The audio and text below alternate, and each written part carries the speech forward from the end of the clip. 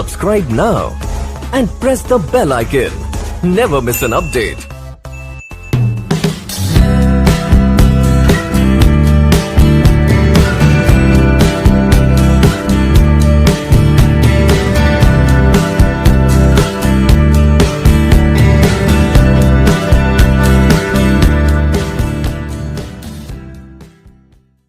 मेरे प्यारे शिष्य, मैं आज आपको केमिस्ट्री सेकेंड जो कि काफ़ी इम्पोर्टेंट होता है आपके एग्ज़ाम की दृष्टि से, उसको मैं चालू करने वाला हूँ। ठीक है ना। तो उसको चालू करने से मैं पहले कुछ आपको बेसिक नॉलेज का ज्ञान कराना चाहता हूँ। यहाँ पे लिखा हुआ बेसिक ज्ञान और कार्बनिक यौगिक की पहचान।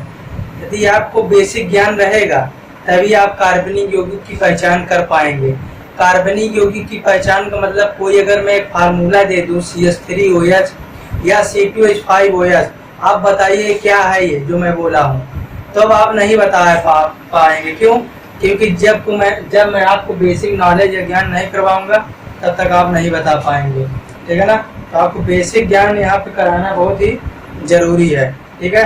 तो हम चलते हैं बेसिक ज्ञान की ओर। अभी चैप्टर में स्टार्ट नहीं किया हूँ, अभी मैं आपको बेसिक ज्ञान के बारे में बताना चाहता हूँ। अगर बेसिक ज्ञान हो जाएगा चैप्टर तो ऑटोमेटिक आपका खत्म हो जाएगा। ठीक। तो देखिए हम लोग यहाँ पे चलते हैं। यहाँ देखिए कार्बनिक यौगिक और हम लोग पढ़ रहे हैं यहाँ चैप्टर कार्बनिक रसायन। पहली बात जान लीजिए कार्बनिक रसायन क्या है। तो रसायन विज्ञान की वह शाखा जिसके अंतर्गत कार्बन का अध्ययन करें और कार्बन से संबंधित अन्य यौगिकों का अध्ययन करें।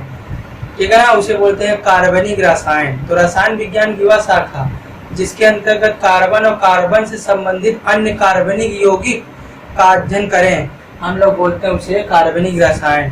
तभी हम लोग कार्बनिक यौगिक बनाना सीखेंगे, उसकी पहचान भी करना सीखेंगे। तो देखिए यहाँ पे कार्बनिक यौगिकों को हम लोग दो वर्गों में बांटते हैं। एक तो हो गया देखिए खुली श्रृंखला और एक हो गया बंद श्रृंखला। ठीक है ना। कार्बनिक यौगिक को दो भागों में बांटा जाता है, खुली श्रृंखला और एक बंद श्रृंखला। खुली श्रृंखला वाले को बोलते हैं अचक्री। अचक्री का मतलब जो सर्किल में ना हो। देखिए और यहाँ लिखा है चक्री।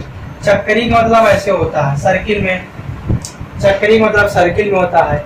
और अचक्री का मतलब स्ट्रेट लाइन, ऐसे स्ट्रेट लाइन। अचक्री स्ट्रेट लाइन को बोलते हैं और चक्री यानी सर्किल वाले को बोलते हैं। तो जो अचक्री होते हैं उन्हें एलिफैटिक यौगिक भी कहते हैं। अभी मैं आपको सब बारी बारी से एक चीज बताऊंगा, एलिफैटिक एरोमेटिक क्या है। और जो चक्री वाले होते हैं वो दो टाइप्स होते हैं, एक तो समचक्री होते हैं और एक विषम चक्री होती है। एक समचक्री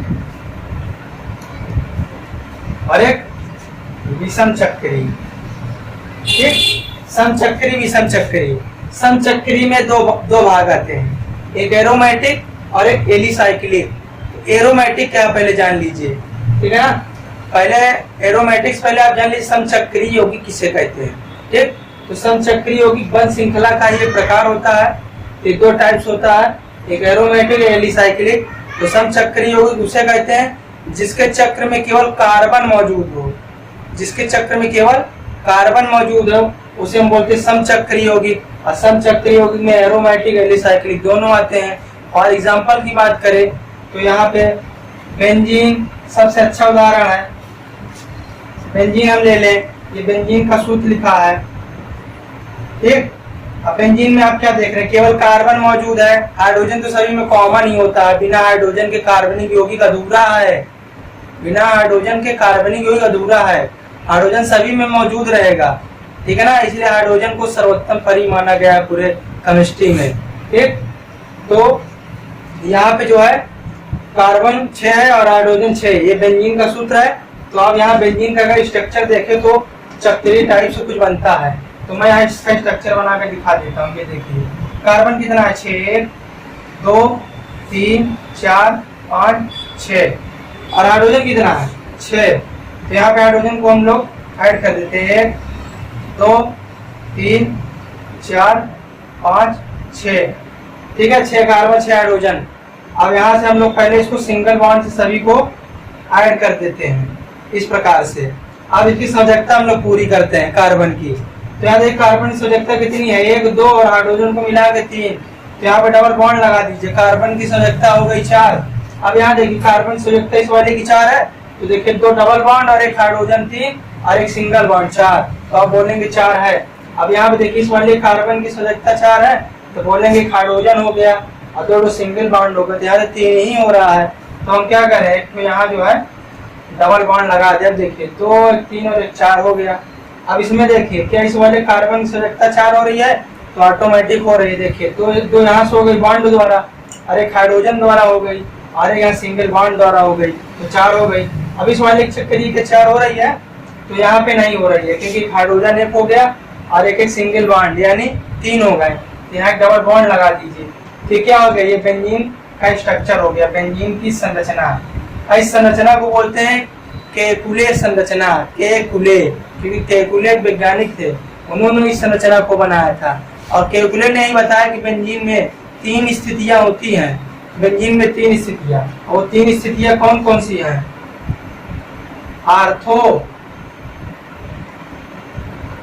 ortho Meta para, ortho Meta para, ये बेंजीन में 3 स्थितियां होती हैं। अलग देखिए आर्थो मेटा पैरा, ये इस वाले को बोलते हैं आर्थो मेटा पैरा। इधर से आ जाएंगे फिर आर्थो मेटा पैरा, यानी पैरा वाली पोजीशन निश्चित होती है, आर्थो वाली भी। तो 3 स्थितियां होती है। इसको जो है केकुले नाम वैज्ञानिक ने बेंजीन का स्ट्रक्चर बना के समझाया, और इसका शॉर्टकट एक इजी स्ट्रक्चर दे दिया। ये देखिए ऐसे गोला में, तो लड़के केमिस्ट्री के किताब में देख करके डर जाते हैं, यह साला है क्या, ये ऐसे गोला बना के दे देते हैं, कहीं किसका स्ट्रक्चर है, फिनाल का है कि बेंजीन का है कि टॉलुइन का है, सब उसी परेशान हो जाते हैं। तो ये भी एक बेंजीन का स्ट्रक्चर है, ये इसका शॉर्टकट है, ठीक है। तो बेंजीन किस प्रकार का एरोमेटिक यौगिक है, तो आप बोलेंगे समचक्रीय यौगिक ना। तो समचक्रीय यौगिक में 2 आते हैं, एक एरोमेटिक और एक एलिसाइक्लिक। ये सब चक्रीय है, यानी जिसकी जो गोले टाइप का बने, जिसका आकार रिंग टाइप का बने, वो चक्रीय होता है, ठीक है। और जो गोले से हट कर बने यानी स्ट्रेट लाइन में बने, तो वह चक्रीय। तो आज चक्रीय वाला भी बता रहे, पहले आप इधर समझ लीजिए, ठीक, तो इधर आपको तुरंत बता देंगे, ठीक है। अब एलिसाइक्लिक देख लीजिए, एलिसाइक्लिक किसे कहते हैं, एलिसाइक्लिक उसे कहते हैं इसमें कार्बन जो है हो लेकिन कम हो या ज्यादा हो, मतलब बेंजीन से कम हो या तो ज्यादा। जैसे बेंजीन में कार्बन कितने हैं, तो आप बोलेंगे बेंजीन में कार्बन 6 हैं। तो एलिसाइक्लिक में क्या होगा, एलिसाइक्लिक में 6 से कार्बन कम भी हो सकता है और 6 से ज्यादा भी हो सकता है, ठीक है ना। एलिसाइक्लिक में जो कार्बन है वो 6 से कम भी हो सकता है और 6 से ज्यादा भी हो सकता है। इस प्रकार की यौगिक को एलिसाइक्लिक यौगिक कहते हैं। अब मैं एलिसाइक्लिक यौगिक का एक आपको एग्जांपल लेके समझा रहा हूँ, आप अच्छे समझ जाएंगे, ठीक है। तो यहाँ पे देखिए जैसे एलिसाइक्लिक, हम इसका एग्जांपल ले रहे हैं एलिसाइक्लिक का। यहाँ पे देख लीजिए एलिसाइक्लिक का, जैसे साइक्लोपेंटेन, साइक्लोपेंटेन, यहाँ देखिए यहाँ कार्बन गिन लीजिए, 1 कार्बन 2 कार्बन और 3 कार्बन। अब बताइए कार्बन कितना है, 3 है और 6 से कम है, तो 21 प्रकार का ये यौगिक हो गया। तो आप बोलेंगे जो है एलिसाइक्लिक यौगिक। और इस यौगिक का नाम क्या है, तो इस यौगिक का नाम हम लोग बताने से पहले इसमें शब्द से पहले साइक्लो लगा देंगे, ठीक है ना। तो देखिए कार्बन है, गिन लीजिए 1 2 3, अब 3 कार्बन होता है तो वहां हम लोग बोलते हैं पेंटेन। देखिए 1 कार्बन के लिए मेथ, 2 कार्बन के लिए एथ और 3 कार्बन के लिए पेंटेन। तो मेथ एथ पेंट यानी पेंटेन। तो ये साइकिल हम लोग पढ़ रहे हैं, साइकिल यौगिक पढ़ रहे हैं, साइकिल पढ़ रहे हैं, इसलिए बोलेंगे साइक्लोपेंटेन। क्या नाम है इसका, साइक्लोपेंटेन,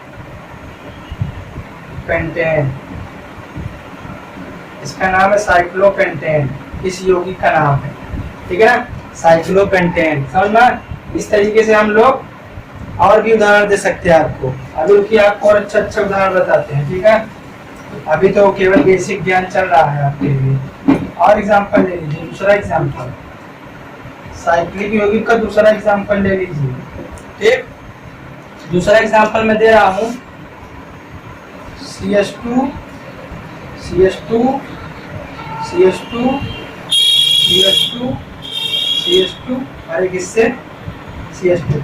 ये क्या है, तो आप बोलेंगे कार्बन कितना है, 6, या तो 6 हो या तो 6 से कम हो या तो 6 से ज्यादा हो, तब हम लोग बोलेंगे एलिसाइक्लिक कार्बनिक यौगिक। ठीक है, तो यहाँ पे देखिए कार्बन कितना है, 1 2 3 4 5 6, तो 6 कार्बन है। और 6 कार्बन को हम लोग बोलते हैं हेक्स यानी हेक्सेन, लेकिन नाम से पहले लगा देंगे साइक्लो। क्यों? क्योंकि हम लोग साइक्लो पढ़ रहे हैं, साइक्लिक वही पढ़ रहे हैं, इसलिए लगा देंगे साइक्लो हेक्सेन, साइक्लोहेक्सेन। ठीक है, तो ये हमारा चक्रीय यौगिक में सब आता है। ठीक, तो चक्रीय यौगिक में अभी हम लोग एक ही टाइप पढ़ रहे हैं, सम और सम के बारे में पढ़ रहे हैं। सम यानी एरोमेटिक और एलिसाइक्लिक। अभी हम लोग विषम वाला पढ़ते हैं, तो विषम वाला भी जस्ट बिल्कुल बताते हैं। ठीक है, अब हम लोग पढ़ने वाले हैं विषम चक्रीय यौगिक। विषम चक्रीय यौगिक क्या है? तो विषम चक्रीय उसे कहते हैं इसमें कार्बन के अलावा और इसमें कुछ तत्व मौजूद हो। उस तत्व को मैं शॉर्टकट ट्रिक में बता रहा हूं आपको। सन याद कर लीजिए, सन मतलब सल्फर, ओ से ऑक्सीजन और एन से नाइट्रोजन। नाइट्रोजन, ऑक्सीजन, सल्फर, ये 3 चीज अगर मौजूद हो तो बोलेंगे विषम चक्रीय यौगिक। एग्जाम्पल के तौर पे देखिए पिरिडीन, इसका सूत्र क्या था पिरिडीन का? C5H5N। ठीक, ये पिरिडीन है। और देखिए कार्बन के अलावा नाइट्रोजन तो है ही नहीं, तो आप बोलेंगे हाँ नाइट्रोजन है। ठीक, ये पिरिडीन हो गया। और थायोफीन में देखिए इसका सूत्र C4H4S। थायोफीन में क्या है? सल्फर मौजूद है, तो आप बोलेंगे हाँ सल्फर मौजूद है। इस प्रकार से और देख लीजिए, जैसे फिनाल देख लीजिए, फिनाल का सूत्र C6H5OH। ये देखिए ऑक्सीजन मौजूद है ना, तो आप बोलेंगे कि हाँ ये विषम चक्रीय यौगिक है। तो सन याद कर लीजिए, जिसमें कार्बन के अलावा और भी तत्व मौजूद हो, सन उसे बोलते हैं विषम चक्रीय यौगिक। सम तो आपको पहले ही डिस्कस कर चुका हूँ, 2 टाइप होते हैं, एक एरोमेटिक और दूसरा एलिसाइक्लिक। ठीक है ना, तो सम उसे कहते हैं जिसमें कार्बन मौजूद हो, और विषम उसे कहते हैं कार्बन के अलावा और भी 3 तत्व जैसे सन मौजूद हो, उसको बोलते हैं हम लोग विषम चक्रीय यौगिक। अब ये हमारा चक्रीय यौगिक समाप्त होता है। अब हम लोग आते हैं खुली श्रृंखला यानी अचक्रीय यौगिक। तो खुली श्रृंखला यानी स्ट्रेट लाइन, बताया था ना स्ट्रेट लाइन ऐसे। तो स्ट्रेट लाइन में कौन कौन आते हैं देख लीजिए। स्ट्रेट लाइन में हमारे सीधे रहते हैं। इससे पहला एग्जांपल की बात करें तो मीथेन आ जाता है। एक दूसरा एग्जांपल की बात करें तो प्रोपेन आ जाता है, प्रोपेन। एक ये जब स्ट्रेट लाइन वाले हैं, जितने आपको मिलेंगे सब स्ट्रेट लाइन वाले। और देखिए जैसे ब्यूटेन, मेथेट्रोब्यूटेन, तो जितने स्ट्रेट लाइन वाले हैं वे सभी अचक्रीय यौगिक होते हैं, और इसी को हम लोग एलिफैटिक यौगिक भी कहते हैं। ठीक है ना, तो समझ में आया। अब देखिए और यहाँ पहचान कर लीजिए।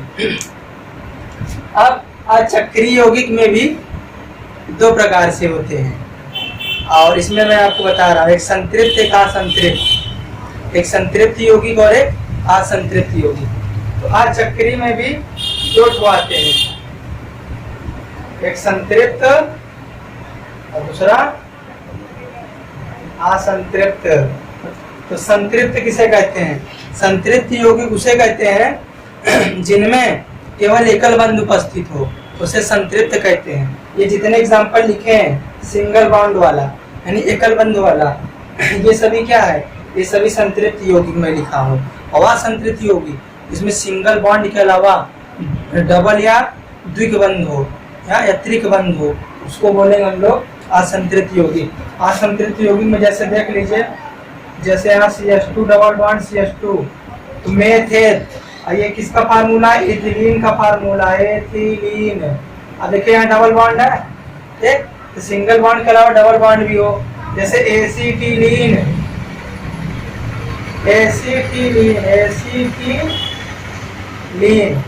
ये ट्रिपल बॉन्ड है, डबल बॉन्ड, ट्रिपल बॉन्ड। तो जिसमें एकल बंध के अलावा डबल या ट्रिपल आ जाए उसे असंतृप्त हाइड्रोकार्बन आज इसमें केवल सिंगल बॉन्ड हो संतृप्त, तो संतृप्त असंतृप्त किसके पार्ट हैं? तो आप बोलेंगे एलिफेटिक यौगिक के पार्ट है, या चक्रीय यौगिक के पार्ट है, या खुली श्रृंखला यौगिक के पार्ट है। और इधर तो आपको अच्छे से डिस्कस कर दिया हूँ, तो आशा करता हूँ आपको समझ में आ गया होगा, ठीक है ना। तो बेंजीन आपको एक बार पढ़ लेंगे तो सब समझ में आ जाएगा, ठीक।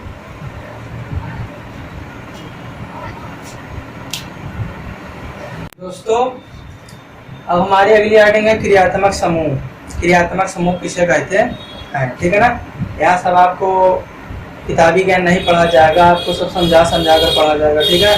तो क्रियात्मक समूह एक बार परिभाषा सुन लीजिए, उसके बाद हम इसे समझा देंगे। तो क्रियात्मक समूह किसे कहते हैं?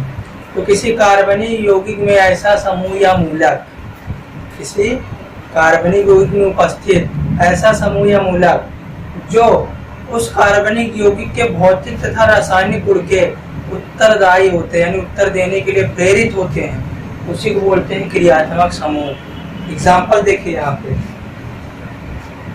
एग्जाम्पल आप छापने कोशिश मत कीजिए, आप यहाँ सुनिए बस।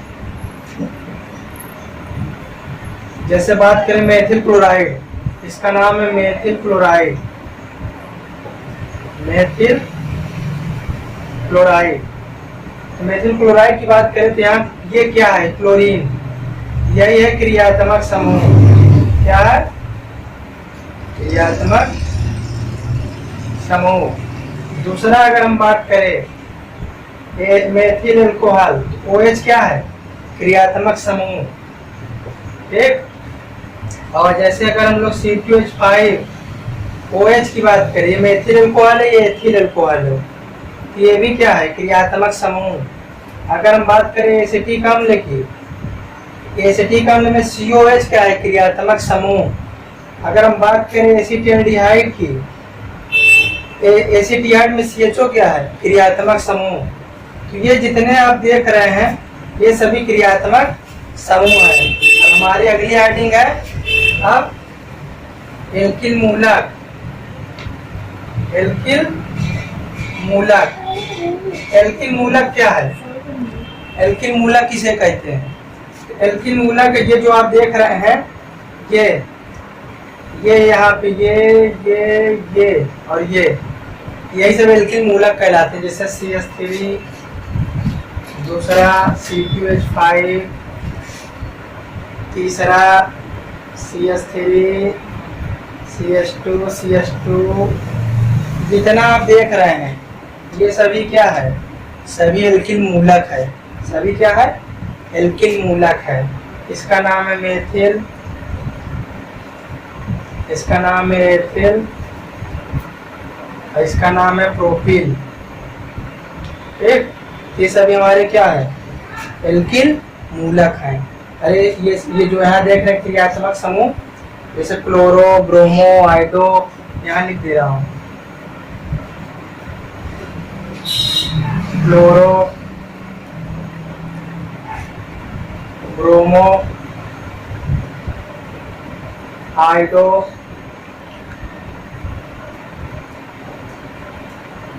और फ्लोरो, ये सब हमारे क्या हैं? ये सब क्रियात्मक समूह हैं। और ये सब क्या हैं? सब हमारे जो है एल्किल मूलक हैं, ठीक है। तो इसकी पहचान करना आपको बहुत ही आवश्यकता है। जब तक आप इसकी पहचान नहीं कर पाएंगे ना, आपको रासायनिक सूत्र तो याद ही नहीं हो पाएगी, मेरी गारंटी, आप कभी याद ही नहीं कर पाएंगे। आपको इसको याद करना बहुत ही जरूरी है। एक ये एल्किल मूलक और एक ये क्रियात्मक समूह, ठीक है ना। आप याद कर लीजिए, आपके लिए बहुत फायदेमंद होगा। अब मैं चलूंगा IPC नाम बताने आपको। IPC नाम बताने से पहले मैं हेडिंग आपको और बता देना चाहता हूँ कि जितने भी कार्बनिक यौगिक एडजस्ट किए जाते हैं या एक श्रृंखला से दूसरी श्रृंखला में बनाए जाते हैं, वो सजातीय श्रेणी द्वारा बनाए जाते हैं। तो मेरी अगली हेडिंग है सजातीय श्रेणी। तो सजातीय श्रेणी किसे कहते हैं अभी जस्ट मैं बताता हूँ, ठीक है। एक हेडिंग और समझ लीजिए, फिर हम लोग IPC नाम की ओर चलते हैं, ठीक है। तो हम लोग सजातीय श्रेणी पहले जान लेते हैं किसे कहते हैं। सजातीय श्रेणी क्या है, ठीक है ना। तो सजातीय श्रेणी उसे कहते हैं जिसमें दो निकटवर्ती कार्बनों के बीच या हाइड्रोजनों के बीच CH2 का अंतर हो। CH2 का जिसमें अंतर पाया जाएगा उसी बोलते हैं सजाती श्रेणी। ठीक है, अब यहाँ एग्जाम्पल लिखा है। अब क्या यहाँ सजाती श्रेणी में है? ये जो एग्जाम्पल लिखा है, तो ये चेक करते हैं हम लोग। देखिए पहले इसमें चेक करते हैं क्या ये दोनों सजाती श्रेणी में है। तो देखिए कार्बन कितना है, कार्बन 1 है, यहाँ भी, यहाँ कितना है, तो यहाँ कार्बन देखिए कितना है, 1 और 2। यहाँ कार्बन कितना है, 1 और 2, और यहाँ कितना है, 1। तो 2 में से 1 गया, 2 कार्बन में से कार्बन निकाल दीजिए तो बचेगा 1 कार्बन। अब यहाँ हाइड्रोजन देखिए कितना है, 3 3 6, और यहाँ हाइड्रोजन कितना है, 4। तो 6 में से 4 निकाल दीजिए, कितने हाइड्रोजन बचेंगे, 2। तो क्या यहाँ दोनों सजाती श्रेणी में है? तो आप बोलेंगे हाँ सजाती श्रेणी में है। क्यों?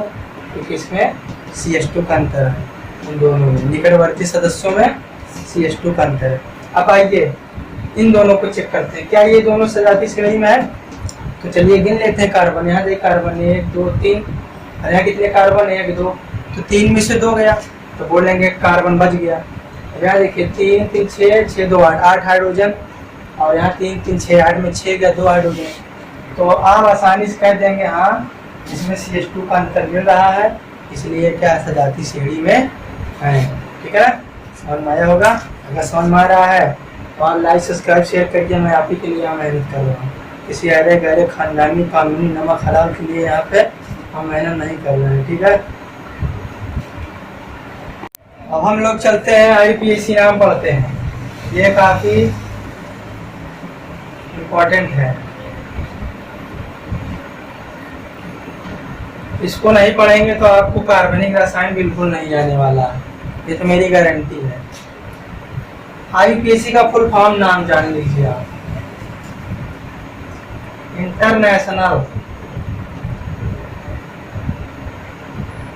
International applied pure and chemistry, international applied pure and chemistry, ये इसका जो है फुल फॉर्म है IUPAC का। ठीक है ना, अंतर्राष्ट्रीय संघ की शुद्ध केमिस्ट्री, एक हिंदी में। तो हम लोग इसके बारे में कुछ पहचान कर लेते हैं। IUPAC 2 भागों से मिलकर बना है। वो 2 भाग कौन कौन से हैं? एक पूर्व लग्न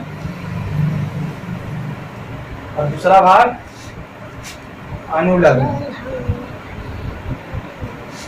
तो पूर्व लग्न और अनुलग्न दोनों मिला देंगे तो IUPAC नाम बन जाएगा। तो पूर्व लग्न जान लीजिए क्या होते हैं। पूर्व लग्न की पहचान, इसको बोलते हैं पूर्व लग्न। मैथ जो हमारे काम का है, मैथ तो meth eth prop but, meth eth prop but pent hex हैप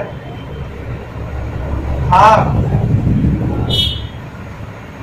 naan dec, ये हमारे 10 पूर्व लग्न है जो कि यूजेसफुल हैं। और इसके अलावा भी होते हैं 3 ठो, लेकिन वो यूजेसफुल नहीं है। अनुलग्न, अनुलग्न 3 होते हैं, एन इन आइन। एन इन आइन ये बॉन्ड का नाम है। एन सिंगल बॉन्ड को, इन डबल बॉन्ड को, और आइन ट्रिपल बॉन्ड को। ठीक है, तो आप अगर याद कर लेते हो तो अच्छी बात है, तब आपको याद हो जाएगा। अनुलग्न में हम लोग पहला सदस्य पढ़ते हैं एल्केन। एल्केन में आ रहा है एन। अगर एल्केन का संधि विच्छेद करिए तो एल्क प्लस एन यानी एल्केन। एन आ रहा है ना, हम लोग पहला भी एल्केन ही पढ़ने वाले हैं। एल्केन के बारे में अच्छे से पढ़ेंगे। ठीक है, अब हम लोग पढ़ने वाले हैं एल्केन। ठीक है ना, एल्केन आपके लिए काफी महत्वपूर्ण होता है। एल्केन का पहले सूत्र जान लीजिए, फार्मूला। एल्केन का सूत्र क्या होगा? CnH2n+2 ये एल्केन का सूत्र होता है। एन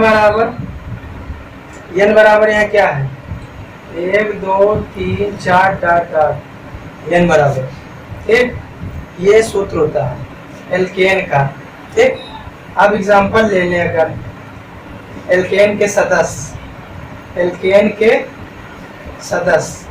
के कौन कौन से सदस्य हैं, तो अगर 1 रखता हूँ यहाँ पे एन की जगह, तो C1 और H 2 into 1 plus 2, 2 1 2 2 दूनी और 2 1 2 और 2 2 4, यानी 1 का मतलब कुछ नहीं, 1 लिखिए चाहे ना लिखिए, तो 2 1 2 और 2 4 CH4, और CH4 है क्या, मेथेन। ये मेथेन किसका सदस्य है, एल्केन का। अगर n इक्वल टू 2 ले लें, तो C2H 2 गुणे 2 प्लस 2, यानी C2 2 दूनी 4 2 6 या 6, तो C2H6 क्या है, ये एथेन है। क्या है, एथेन है। तो इसमें लास्ट में एन आ रहा है, एन, तो वो कहलाएगा एल्केन। और 3 रख दीजिए यहाँ, तो C3H 2 गुणे 3 प्लस 3, तो C3 2 3 6 2 8, यानी ये क्या हो गया, तो आप बोलेंगे प्रोपेन। अब इसका स्ट्रक्चर बना सकते हैं, मीथेन का स्ट्रक्चर बनाइए। सी हाइड्रोजन का 1 2 3 4 हाइड्रोजन। इथेन देखिए, इथेन में कार्बन कितना है, 2 1 2, सबको सिंगल बॉन्ड से ऐड कर दीजिए। एल्केन की पहचान क्या है, एल्केन की पहचान ये है कि सिंगल बॉन्ड इसमें रहता है, जैसा कि आपको अनुलग्न में बता चुका हूँ, NE9। एन में क्या होता है, सिंगल बॉन्ड, तो एन किसका सदस्य है, एल्केन का ही है, इसलिए सिंगल बॉन्ड। तो यहाँ हाइड्रोजन कितना है, 6, तो 6 तो जोड़ दीजिए, सबको सिंगल बॉन्ड द्वारा, तो जिसमें सिंगल बॉन्ड होगा वही कहलाएगा मेरा एल्केन सदस्य। ये एथेन का स्ट्रक्चर है और ये एथेन का है। इसी तरह प्रोपेन का बना सकते हैं। कार्बन कितने, 3, ठीक है ना। और एक कैसा यौगिक है, संतृप्त बनवा रहे हैं इस समय, संतृप्त और खुली श्रृंखला यौगिक बनवा रहे हैं आपसे, और चक्री भी है ये, ठीक।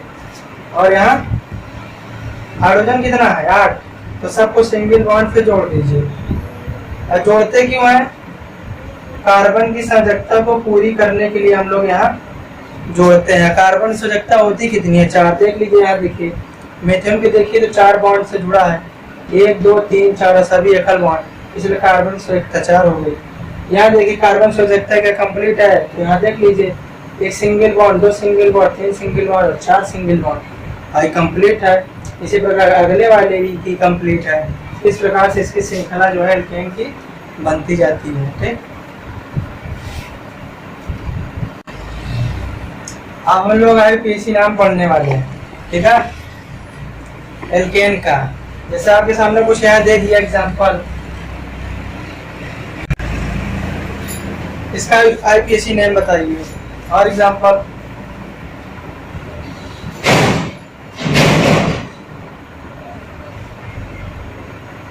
इसका IUPAC नेम बताइए। और एग्जांपल,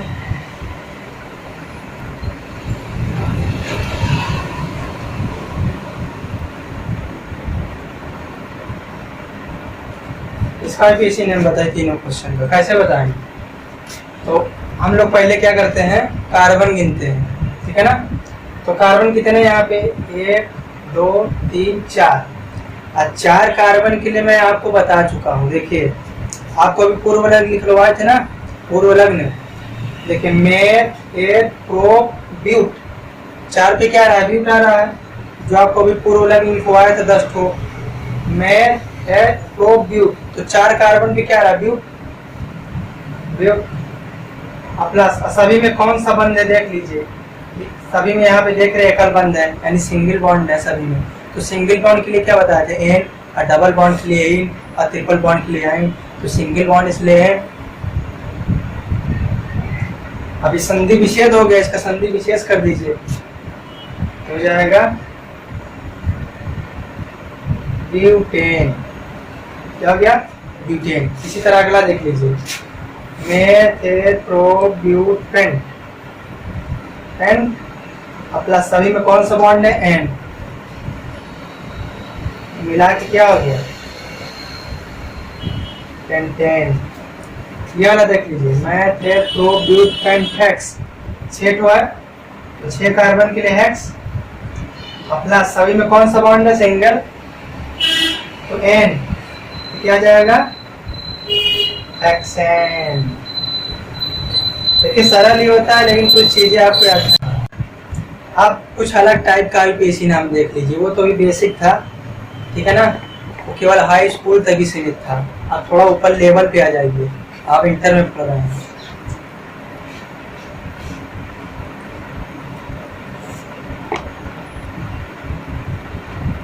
इसका आईपीएसी नाम बताइए। अभी ये आ गया, अभी चल रहा है मेरा एल्केन पर ही चल रहा है, ठीक।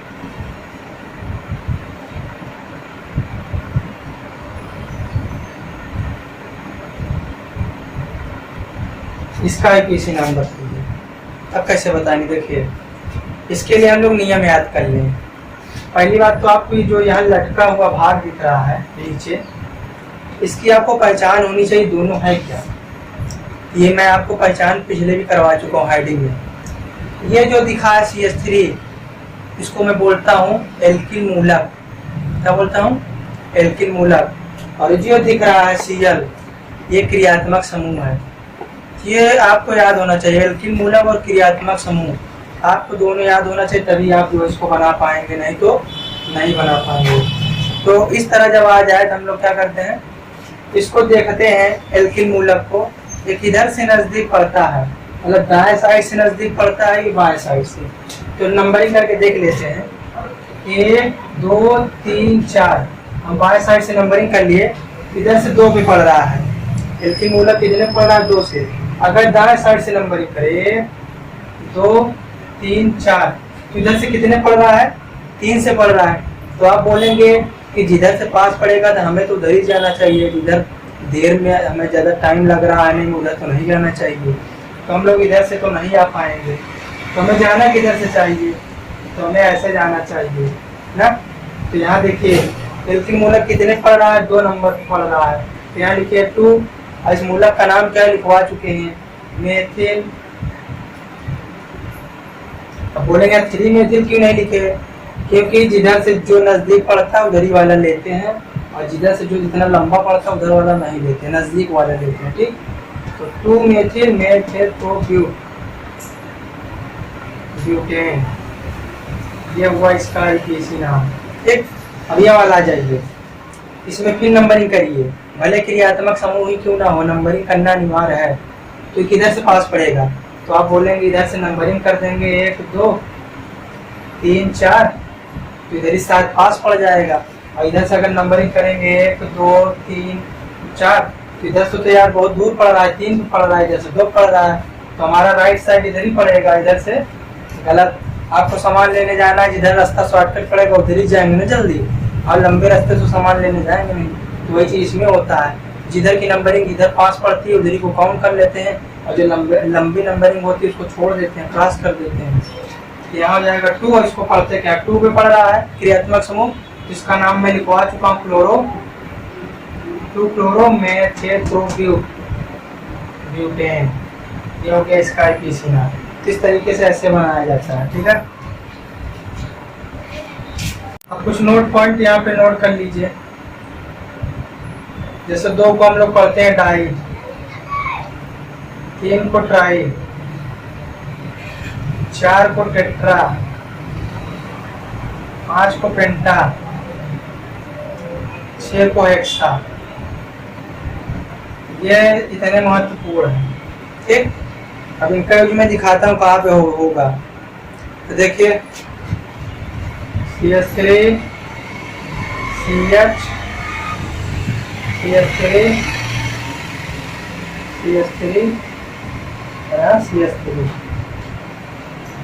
अब इसका यूज दिखाते हैं हम। ये क्या है, बोलेंगे ये तो एल्किल मूलक है, यहाँ पे नंबरिंग करना चाहिए उनको, तुरंत देखते मान ही नंबरिंग याद आना चाहिए। चाहे क्रियात्मक समूह देखें नीचे लटका हुआ, चाहे हम वो देखें, मूलक देखें, तुरंत हमको नंबरिंग दिमाग में आना चाहिए। तो यहाँ से हम नंबरिंग करते हैं, नंबरिंग उधर से करते हैं जिस तरह से नज़दीक पड़ जाए। तो आप अगर नंबरिंग करते हैं इधर से 1 2 3 4, इधर से भी नंबरिंग करते हैं 1 2 3 4, तो आप देखेंगे तो दोनों तरफ से सेम ही पड़ रहा है, मूलक दोनों तरफ से नज़दीक पड़ रहा है। चाहे इधर से कर लीजिए चाहे इधर से कर लीजिए, तो दोनों तरफ से सेम ही पड़ रहा है। ठीक है, दोनों तरफ से राइट होगा। ठीक, तो देखिए अगर इधर से करेंगे तो इधर 2 मिथिल आ जाएगा, और इधर से करेंगे इधर 3 मिथिल आ जाएगा। तो चाहे इधर से कर लीजिए, तो किसी एक तरफ से कर लीजिए इस केस में। तो देखिए 2 मिथिल, और फिर यहाँ लिखेंगे 3 मिथिल, 2 बार मिथिल लिखेंगे ना। तो जब 2 बार आप मिथिल मिथिल यहाँ लिखेंगे तो बार बार मिथिल नहीं लिखेंगे, नाम एक ही बार लिखेंगे बस। अगर 2 बार है तो 2 के लिए क्या लगा देंगे, डाई। तो 2, 3, एक बार मिथिल कितने पे है, एक बार मिथिल 2 पे है और एक बार मिथिल 3 पे है। तो 2, 3 और 2 बार है मिथिल तो डाई। तो 2, 3 डाई मिथिल में थे तो ब्यूटेन, ये इसका किसी नाम। ठीक, 2, 3 डाई मिथिल में थे तो ब्यूटेन, ये इसका किसी नाम। और एग्जाम्पल देखिए, CH3 Cl, CH3 CL और यहाँ Cl और ये CH3, इसका किसी नाम बनाइए। फिर नंबरिंग कर देंगे जिधर से पास पड़ेगा हमारा क्रियात्मक समूह। एक क्रियात्मक समूह या हमारा एल्किल समूह जिधर से पास पड़ेगा, तो नंबरिंग कर देते हैं। इधर 1 2 3 4 5, इधर से करेंगे तब भी नजदीक पड़ेगा, इधर से करेंगे तब भी नजदीक पड़ेगा। चाहे इधर से नंबरिंग कर दीजिए, क्लोरीन दोनों तरफ से नजदीक पड़ेगा। इधर से करेंगे इधर वाला क्लोरीन नजदीक पड़ेगा, इधर से करेंगे इधर वाला क्लोरीन नजदीक पड़ेगा। इधर से करेंगे तब भी 2 पे क्लोरीन आएगा, और इधर से करेंगे तब भी जो है 2 पे क्लोरीन आएगा। तो देखिए क्लोरीन कितनी बार है, 1 2 और एक बार 2 पे एक बार 4 पे। तो 2, 4 और क्लोरीन 2 बार है तो डाई, यहाँ लिखा है 2 के लिए डाई। और क्लोरीन को हम लोग पढ़ते क्या है, क्लोरो, यहाँ क्लोरीन मन लिख दीजिएगा। Cl को हम लोग क्लोरो पढ़ते लिखवा चुके हैं। और 3 पे क्या है, 3 पे मेथिल है, 3 मेथिल।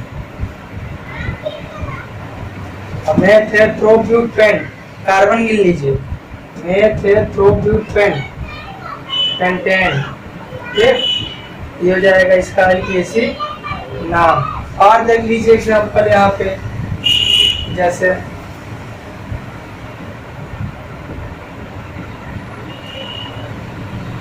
इसका किसी नाम बनाइए, नंबरिंग कर दीजिए। चाहे इधर से नंबरिंग कर दीजिए। अब कुछ लोग कहते हैं कि यहाँ अल्फाबेटिकली लिखिए, तो आप अपने से लिख सकते हैं। अल्फाबेटिकली का मतलब ABCD अक्षर के जैसा, जो लेटर में पहला है उसका लिख दीजिए, जो लेटर में बाद है उसके लिख दीजिए। तो आप चाहे जैसा लिख सकते हैं, कोई वो नहीं है। ठीक, तो नंबरिंग कर दीजिए 1 2 3 4। यहाँ देखिए 2 पे क्या पड़ रहा है, क्लोरो, 2 क्लोरो। 3 पे ब्रोमो, 3 ब्रोमो। और अब कुछ नहीं बचा है, तो मेथेट्रोब्यूटेन हो गया, ये इसका किसी नाम। ठीक, तो आशा करता हूँ आज का क्लास पसंद आया होगा हमारा। ठीक है, तो आज हम यहीं तक छोड़ते हैं इस क्लास को। आप जब आप हमें कमेंट में रिप्लाई करेंगे तब हम आपके लिए वीडियो बना पाएंगे, ना तो मैं नहीं बना पाऊंगा। ठीक है, तो थैंक यू, आज के लिए इतना ही।